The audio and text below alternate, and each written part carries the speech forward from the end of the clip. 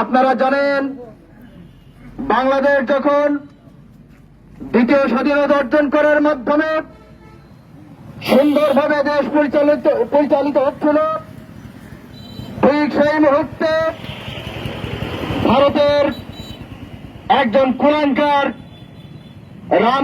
রামগিরি মহারাজা নামে একজন ব্যক্তি, তিনি আমাদের প্রাণপ্রিয় নবী সৈয়দুল মুরসালিন নবী বিশ্ব নবী মুহাম্মদ রাসূলুল্লাহ সাল্লাল্লাহু আলাইহি সাল্লামের নামে কটূক্তি করেছে।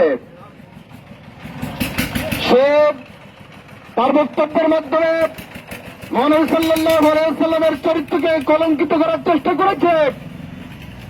আমরা স্পষ্ট করে বলতে চাই, আপনারা মহানবী সাল্লাল্লাহু আলাইহি ওয়াসাল্লামের চরিত্র নিয়ে যত কটূক্তি করতে চান, যতই পানি ঘোরা করতে চান, কোন লাভ হবে না।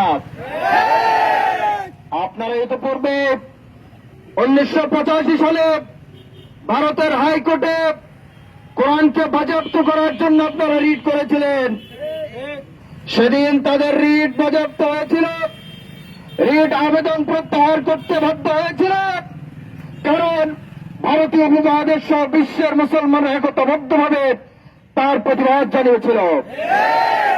আজকে আমরা এই সমাবেশ থেকে স্পষ্ট করে বলতে চাই, আপনারা যদি রামগিরি মহারাজাকে গ্রেফতার করেছেন ভালো কথা, যদি তাকে দৃষ্টান্তমূলক শাস্তি না দেন, তাহলে এই বাংলাদেশের জনগণ আর বসে থাকবে না ইনশাআল্লাহ।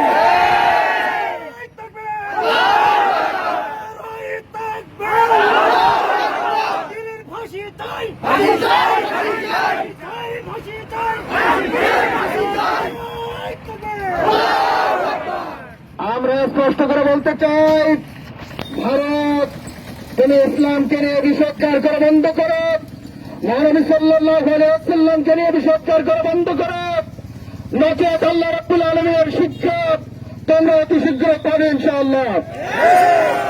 যদি ভারত বেরোতে না হয়, আমরা আল্লাহ রাব্বুল আলামিনকে সাক্ষী রেখে বলতে চাই, অতি শীঘ্রই ভারত খান হয়ে যাবে ইনশাআল্লাহ। আমরা আজকের এই সমাবেশ থেকে বাংলাদেশের তৌহিদি জনতাকে জানাতে চাই, এখন আমাদের হিন্দু ভাইদের পূজার মৌসুম চলছে।